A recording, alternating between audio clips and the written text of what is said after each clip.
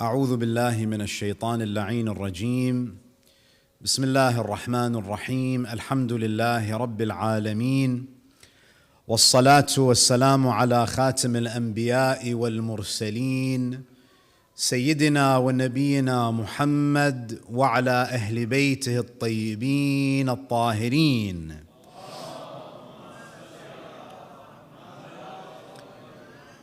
ولعنة الله على أعدائهم ومنكر فضائلهم من الآن إلى قيام يوم الدين. رب اشرح لي صدري ويسر لي أمري واحلل عقدة من لساني يفقه قولي.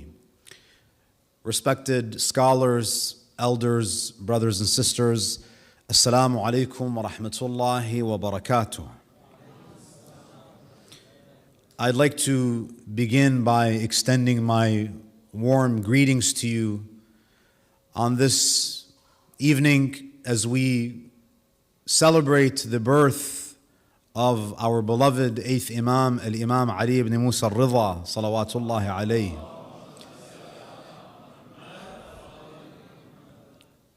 As I was reflecting on what to share with you about this illustrious Imam, because there is so much indeed to share from his life. Sometimes you feel like you're standing in front of an ocean and you're trying to decide what to extract from this ocean to share. So I thought it would be beneficial to reflect collectively on a narration that we have recorded in Bihar al-Anwar. Now, before we get to the narration, unfortunately, Bihar al-Anwar has been disregarded by many as an unauthentic heap of narrations. And usually when you cite Bihar al-Anwar, people don't even regard it as a source that's worthy of consultation. So I want to just spend just a few minutes before we delve into the hadith, just to speak a little bit about the author of Bihar and his book. Because it's important for us to appreciate the efforts of these ulama. Because many of these ulama, so we refer to Amir al-Mu'mineen as the gate to the city of knowledge. But it's these ulama who actually led us to the gate that took us into that city of knowledge. And Ahlul Bayt alayhimus salam, they teach us that we have to show gratitude for the efforts that were expended to preserve the legacy of Ahlul Bayt. من لم يشكر المخلوق لم يشكر الخالق. If we want to express gratitude to Allah, we have to express gratitude to these scholars who occupied their entire lives gathering ahadith before the era of the internet. Today it's very easy for us to look up ahadith. Now, Allam al-Majlisi, of course, time doesn't permit for us to actually speak about his life. This is a man who spent a lot of his early years studying various sciences. And he came to the conclusion that many of the sciences and the disciplines that were popular in his time, he did not find them to be fruitful. He felt that a lot of effort is being expended studying these various disciplines, and he felt that I should devote myself to the teachings of Ahlul Bayt. So he does that, and he decides to undertake one of the most important projects in the history of Shi'ism, and that is to compile this book known as Bihar al-Anwar. And the purpose of this project was to gather and preserve the Shia heritage. So Bihar al-Anwar is essentially a Shi'i heritage preservation project.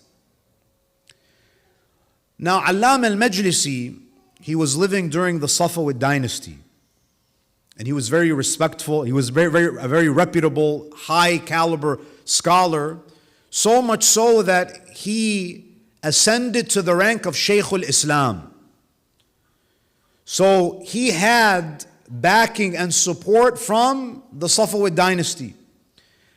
And naturally, when you have that type of backing and you have those resources, because for the majority of the history of Tashayyu', Shi'as were persecuted. Shi'as were the underdogs. Shi'as lacked in resources. So he takes advantage of this window of opportunity to gather all of those forgotten and lost manuscripts. So in the preface of Bihar al-Anwar, he says, فَطَفِقْتُ أَسْأَلُ عَنْهَا. He says, I started to roam the earth, seeking the traditions of Ahlul Bayt. فَطَفِقْتُ أَسْأَلُ عَنْهَا فِي شَرْقِ الْبِلَادِ وَغَرْبِهَا. He says, I started to seek out the traditions of Ahlul Bayt in the east and in the west. You and I, we travel for vacations. When we want a break, we'll travel to the far ends of the earth to enjoy some of the pleasures of dunya. Allam al-Majlisi is telling us that he would travel to the far ends of the earth. He would go to some of the distant remote villages in India, for example, because maybe there is someone, he received news that someone in that village might have a hadith. And he would travel. So he says, فَطَفِقْتُ أَسْأَلُ عَنْهَا في شرق الأرض وغربها حين وألح في الطلب لدى كل من أظن عنده شيئا من ذلك. He says, even if I wasn't certain that this person had a hadith, just the possibility that this someone might have a hadith that I don't have, that I haven't seen, that would be enough to motivate me to travel. And then he says, وَإِن كَانَ بِهِ ضَنِينًا. He says, some of the people who had a hadith, who had records of a hadith, some of them were stingy. Some of them would not want to give the manuscripts. So Allam al-Majlisi with his team of students, sometimes they would have to spend weeks and months in a village transcribing the manuscript that this person doesn't want to give. And sometimes Allama would spend exorbitant amounts of money to acquire these manuscripts. Now, why am I mentioning this? I'm mentioning this, brothers and sisters, because as I said, if it wasn't for the struggles and the hardships that these scholars endured, much of the legacy of Ahlul Bayt would have been lost. Now, the next question that people often ask is, but Shaykh, there are many weak ahadith in Bihar al-Anwar. So why should I bother studying a book that has so many ahadith that are weak? Now, it's important for us to understand, brothers and sisters, that when we say that a hadith is da'if is a hadith term. It's a way of classifying a hadith, but it doesn't mean that the hadith is untrue. It just means that we do not have sufficient evidence to confidently attribute this hadith to the ma'soom. It doesn't mean that we have evidence that this hadith is untrue. And I'll share with you this very powerful narration that we have from Imam Al-Baqir, salawatullahi alayhi, about those who are radically skeptical when it comes to hadith. Because we have two extremes. We have this radical skepticism where you meet some people, it's as if he has to hear it from the ma'soom directly to accept the hadith as true. And then you have the other extreme, this uncritical acceptance of any narration found in any book. These are two extremes. So what does Imam Al-Baqir alayhi salam say? He says, one of the students of the Imam, he says, سَمِعْتُهُ يَقُول. I heard Imam Al-Baqir say, And this is mentioned in Basair al-Darajat, one of our early sources. He says, Ama wallah inna ahabba ashabi ilay. Imam al-Baqir says, verily, the most beloved of my companions are arwa'uhum, are those who are the most pious. Wa afqahuhum, and those who are the most learned in terms of their depth of the religion. Wa aktamuhum li hadithina, those who also know what not to share with the masses. They have discernment about what to share and what to keep for circles of individuals who are more specialized. And then look at what the Imam says. So those are the best of Imam al-Baqir's ashab. وَإِنَّ أَسْوَأَهُمْ عِنْدِي حَالًا وَأَمْقَتُهُمْ إِلَيْهِ. The worst and the most detested of my followers are who? الَّذِي إِذَا سَمِعَ الْحَدِيثِ يُنْسَبُ إِلَيْنَا. The worst of my followers are those who, when they hear a hadith and it is attributed to us, وَيُرْوَى عَنَّا, and it's reported from us, لَمْ يَعْقَلْهُ, he doesn't understand what we're saying. And because he doesn't understand, وَلَمْ يَقْبَلْهُ, he doesn't accept it. وَلَمْ يَقْبَلْهُ قَلْبُهُ إِشْمَأَزَّ مِنْ, he's repelled by these traditions. وَجَحَدَهُ, and he rejects it. There are many people, they reject a hadith because it doesn't make sense to me. Who said that that is the standard for the authenticity of a hadith? There are many things that we don't understand. So he says, وَكَفَرَ بِمَنْ دَانَ بِهِ. And not only does he reject the hadith, he rejects those who accept that hadith. وَهُوَ لَا يَدْرِي لَعَلَّ الْحَدِيثِ مِنْ عِنْدِنَا خَرَجْ. There are some people, they are so radical in their skepticism that they reject a hadith, and the Imam says they might not realize that maybe this hadith is classified as da'if, but maybe in reality it did originate from us. وَهُوَ لَا يَدْرِي لَعَلَّ الْحَدِيثِ مِنْ عِنْدِنَا خَرَجْ وَإِلَيْنَا أُسْنِدْ. Maybe it is attributable to us. فَيَكُونُ بِذَلِكَ خَارِجًا مِنْ وِلَايَتِنَا. And by rejecting a hadith, you have fallen out of our guardianship. Therefore, brothers and sisters, if we are not specialists, we should not say that a hadith is da'if and therefore it's untrue, nor should we make any judgments about whether a hadith is sahih or da'if. For non-specialists, it's better to say it is narrated that the Imam said such and such. Ruwiya. This is what we have to develop in our communities, brothers and sisters. Because oftentimes you hear people, if the hadith doesn't make sense to them, or it's something that they haven't heard, or it challenges some of their preconceived ideas, they reject it. Imam al-Baqir says these are the worst of our Shias. When they are confronted with a hadith that they don't understand, they don't have the humility to say that, I just don't know. I'm not going to reject it, but I don't know. Now with that said, we come to Bihar al-Anwar, and there's a very beautiful interaction that took place during the life of Imam Al-Ridha alayhi salam. As you know, Imam Ali ibn Musa Al-Ridha alayhi salam, as you know, he spends the last 3 years of his life in what we call Khorasan today, in Maru. And the Imam alayhi salam was forced to migrate from Medina. And this shows you, brothers and sisters, that the Imams often had to do things against their will. The Imam alayhi salam did not fight to the death. He did not raise an army to fight against Ma'mun. Right? You know, sometimes we forget that revolution and to fight against tyrants is not the norm.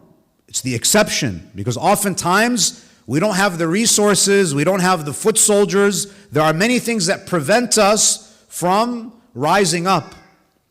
So Imam Al-Ridha alayhi salam is forced to settle in Khorasan.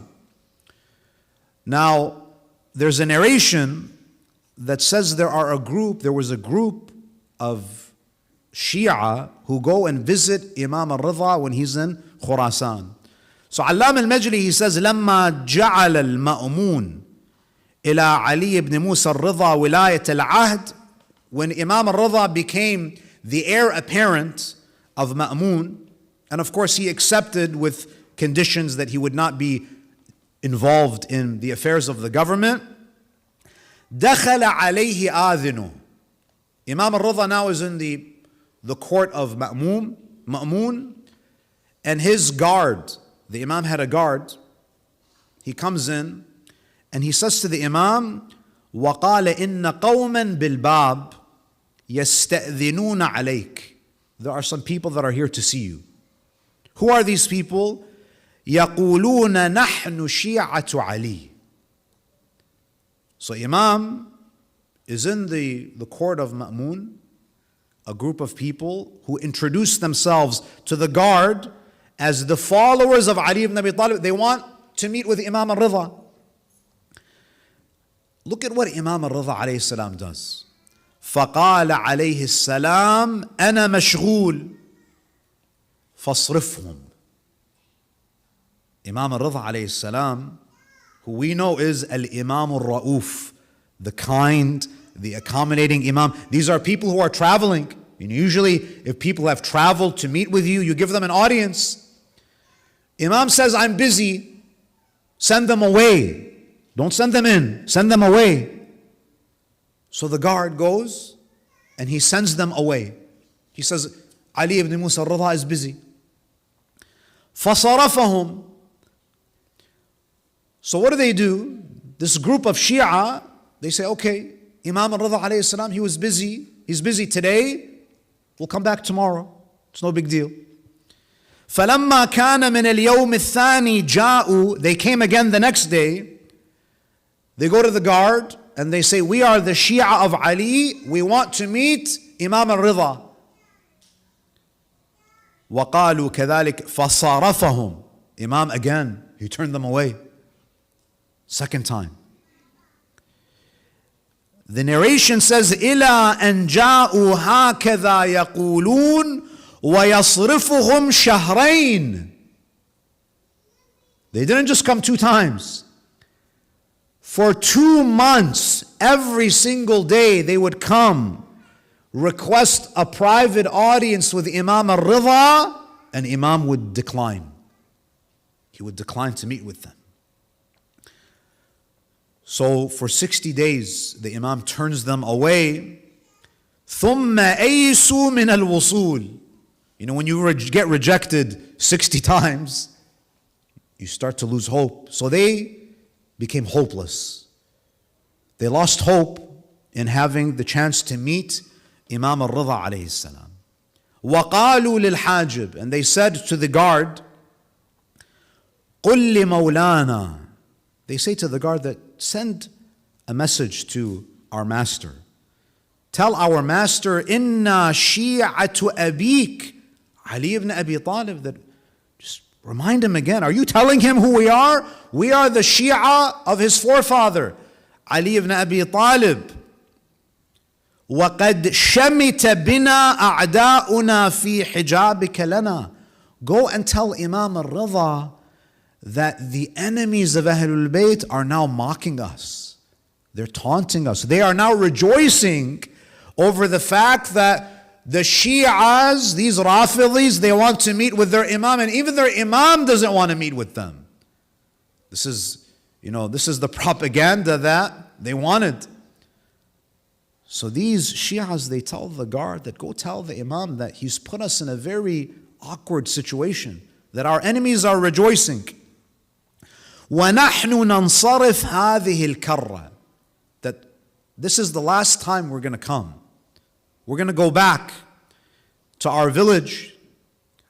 And not only are we going to go back to our village, because when we go back to our village, people are going to ask us, how did the meeting go with Imam Al-Ridha? What are we going to tell them? We went 60 times and he kicked us out. He declined to meet with us. وَنَحْرُبُ مِنْ بَلَدِنَا. we're going to have to actually move away because of the embarrassment that we've experienced. خَجَلًا وَأَنَفَةً مِمَّا لَحِقَنَا.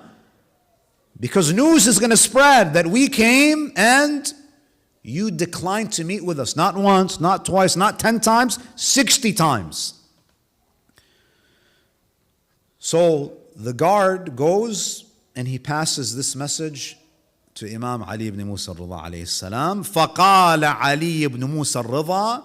It seems that this softened the heart of the Imam. And of course the Imam is a murabbi. He's not going to do this unless there's a lesson that he wants to convey. So the guard goes to Imam Al-Ridha, explains the situation. So the Imam says, إِذَنْ لَهُمْ لِيَدْخُلُوا. Okay, give them permission to come in. فَدَخَلُوا عَلَيْهِ. They came in. فَسَلَّمُوا عَلَيْهِ. They entered. Naturally, they're going to say salam to the Imam. فَلَمْ يَرُدُّ عَلَيْهِمْ. This just keeps on getting worse and worse. Now the Imam finally allows them to come in. They come in and they see Imam is probably sitting on a platform. They say salam. The Imam doesn't respond. He doesn't respond to their salam. وَلَمْ يَأْذَنْ لَهُمْ بِالْجُلُوسِ.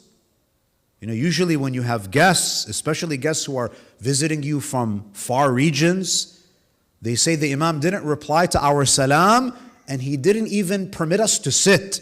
We just had to stand. فَبَقُوا قِيَامًا. So they just stood. It's a very awkward meeting.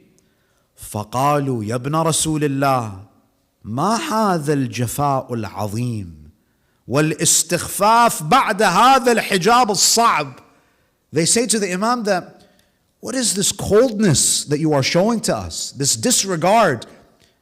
After 30, 60 days of rejection. That this is how you're treating us after you declined to meet with us 60 times. أي باقية تبقي منا بعد هذا. What reputation do we have left? If we go back after 60 times the Imam rejected us, we met the Imam, we said salam to him, he didn't. We're going to have to convey this to our neighbors and our community members. What reputation do we have left? So what does Imam Al-Ridha alayhi salam say? فَقَالَ الرِّضَى alayhi السلام اقرأوا وما أصابكم من مصيبة فبما كسبت أيديكم. The Imam, he tells them, recite the ayah that says any calamity that befalls you, it is the doing of your own hands. Basically, Imam is trying to say that all of this is your fault. So this just keeps on getting worse and worse. And then the Imam alayhi salam, he says, مَا اقْتَدَيْتُ إِلَّا بِرَبِّ عَزَّ وَجَلْ فِيكُمْ وبرسول الله وبأمير المؤمنين ومن بعده من آبائي الطاهرين عتبوا عليكم فاقتديت بهم. The Imam says, Allah blames people like you. I'm following the policy of Allah. Allah blames people like you. Rasulullah blames people like you. My forefathers would blame people like you. So I'm following their example. I'm not treating you any differently than they would treat you. So then, you can only imagine, what this ziyarah group felt. This is basically a ziyarah group. They say to the Imam, قالوا لماذا يا ابن رسول الله? What did we do? You're treating us as if we've committed murder, as if we've committed a major sin. What did we do? We just came and said, we want to meet with you. We're the Shia of Ali ibn Abi Talib. So what's the problem? No matter how many times I read this narration, it gives me goosebumps. It's a very scary narration. What is the crime that they committed? Imam Al-Ridha says, لِدَعْوَاكُمْ أَنَّكُمْ شِيَعَةُ عَلِيِّ ibn Abi Talib. Because of the big claim that you made, that we are the followers of Ali ibn Abi Talib. The Imam says, this is a big claim that you made. You've attributed to yourself a very lofty title, an honorific title. And then Imam Al-Ridha, so he rebukes them for not accurately assessing themselves. You're not fair and you're not accurate in how you're evaluating yourselves. So then the Imam says, وَيْحَكُمْ إِنَّمَا شِيعَتُهُ الْحَسَنُ وَالْحُسَيْنِ. Imam Al-Ridha alayhi salam, he says, to be a follower of Ahlul Bayt, this is an honorific title. He says, the real Shia of Ali are people like Hassan and Hussein. Hassan and Hussein are Imams. Imam Al-Ridha says, Hassan and Hussein are Shia of Ali. And then he names Abu Dhar, Salman, Ammar, Muhammad ibn Abi Bakr. He names two Ma'sumeen and those who were closest to the Ma'sumeen. What makes these people Shia? الَّذِينَ لَمْ يُخَالِفُوا شَيْئًا مِّنْ أَوَامِرِهِ.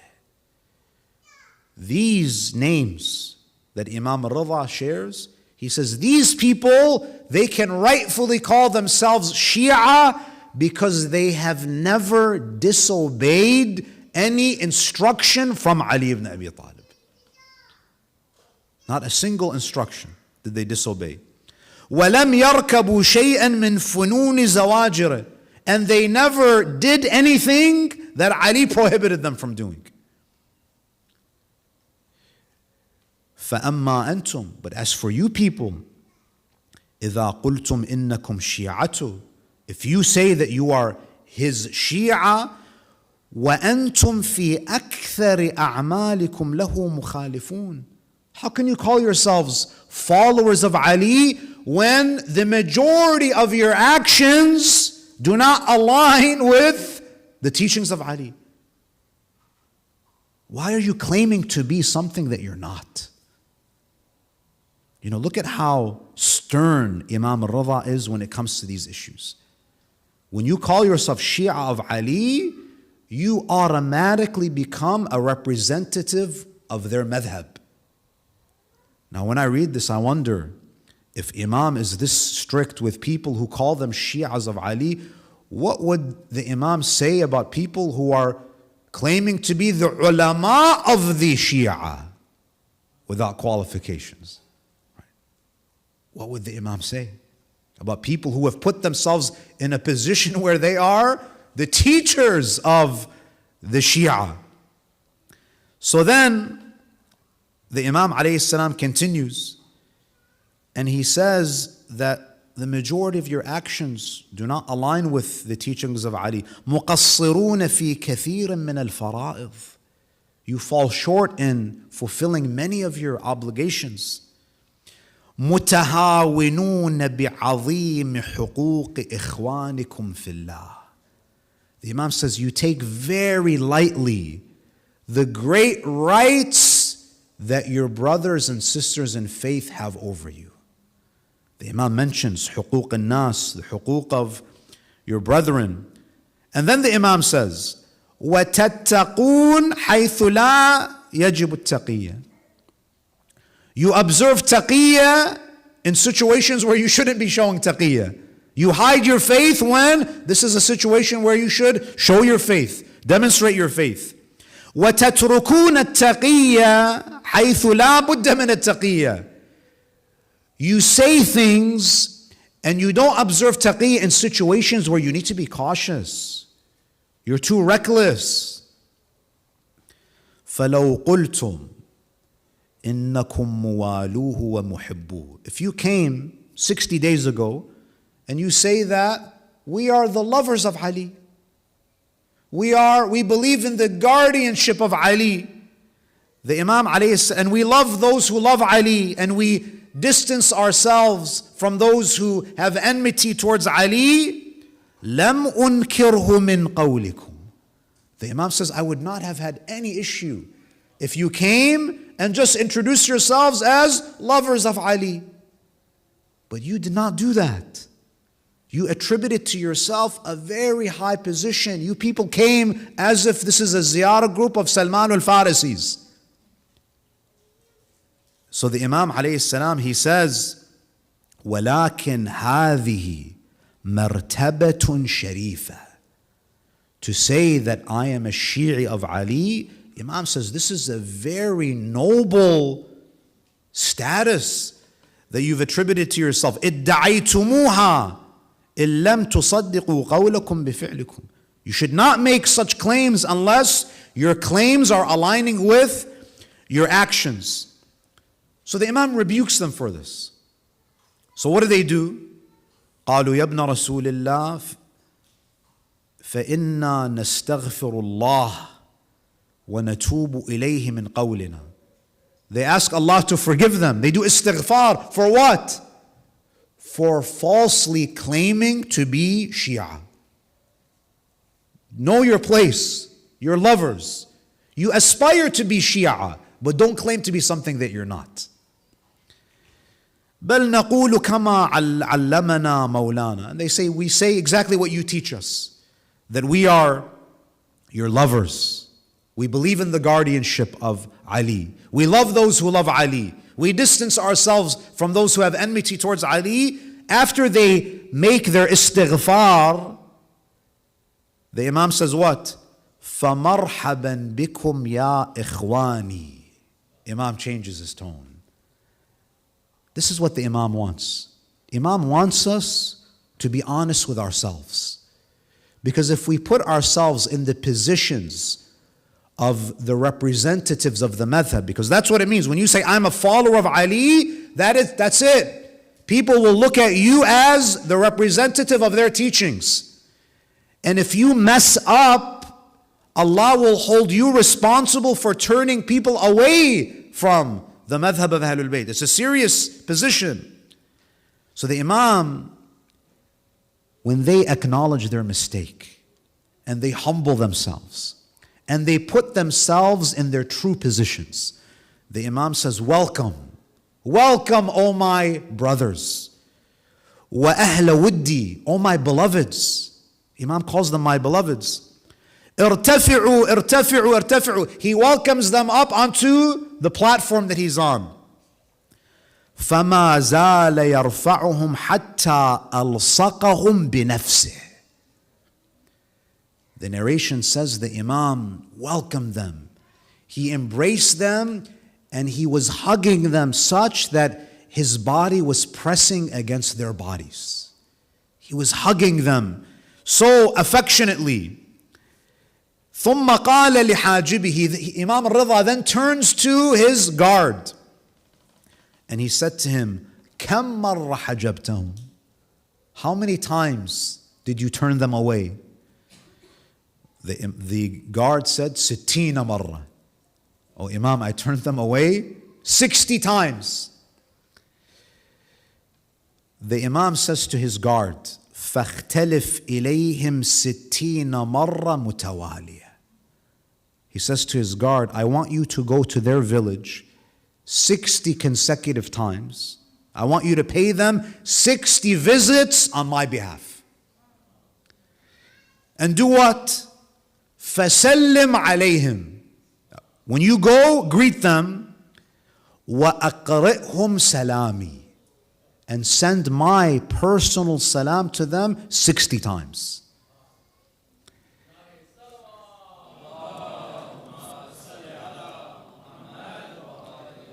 Why does the Imam show them such honor and respect? فَقَدْ مَحَوْا مَا كَانَ مِنْ ذُنُوبِهِمْ.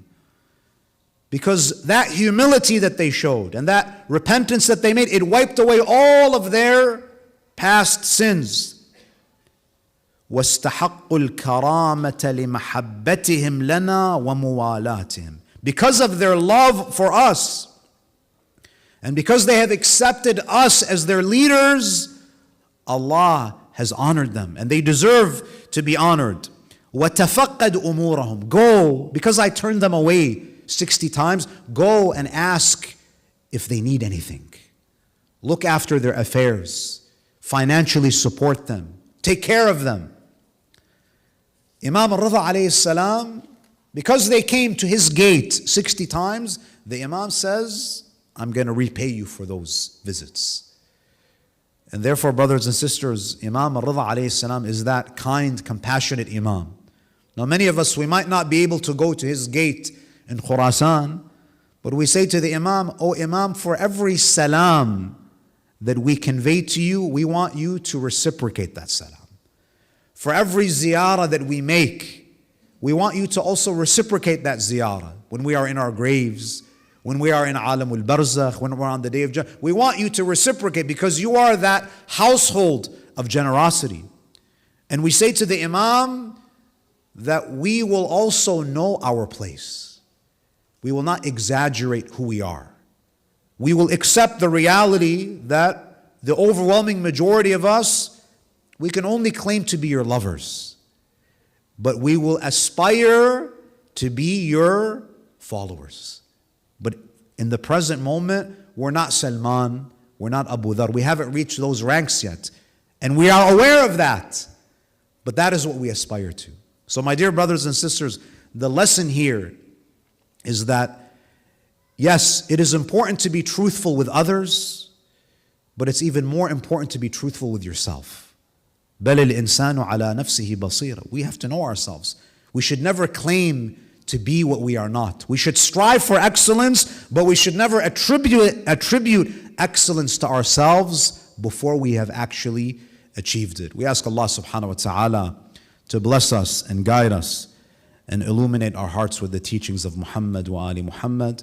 We ask Allah Azza wa Jal to bless all of the brothers and sisters who made this program possible. I'd like to extend my gratitude to Sheikh Amin, to Sheikh Mehdi, Sheikh Muhammad, and the Sayyid who graced us with his presence today. I want to thank all of you for your hospitality and your graciousness. I'm truly unworthy to be sitting and lecturing when there are those who are more learned and more pious than I am, but this was kind of thrusted upon me. So I just wanted to share this brief reflection. May Allah subhanahu wa ta'ala bless this community.